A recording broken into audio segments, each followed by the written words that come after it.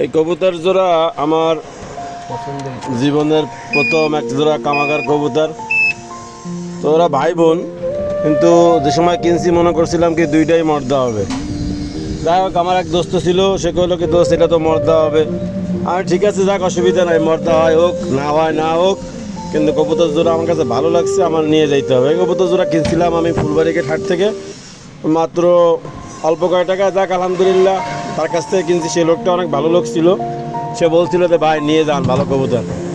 তো এই কবুতরের বাচ্চাগুলো এরকম হয়, একটা সমস্যা আছে। সমস্যাটা হইলো যে বাচ্চাদের সময় খুঁটে খাওয়ার মতো হয়, তখন বাচ্চাগুলো দুর্বল হয়ে যায়। এখন মনে হয় সম্ভবত ধারণা করতেছি যে ভাই বোন জোড়া দেওয়ার কারণে হয়তো বা এরকম ইফেক্ট পড়তে পারে। আমার কাছে তো তাই মনে হয়। বাকি আপনাদের কাছে কীরকম মনে হয় আমাকে অবশ্যই একটু কমেন্ট করে জানাবেন, ঠিক আছে? আর হলো, আমি চাচ্ছিলাম যে জোড়াটা ভেঙে দেবো, ভেঙে দিয়ে অন্য একটা মায়ের সাথে এই মডেলটাকে জোর দেবো। তো আপনাদের মতামত অবশ্যই জানাবেন যে কেমন হয়। ভালো থাকবেন, সুস্থ থাকবেন। আসসালামু আলাইকুম।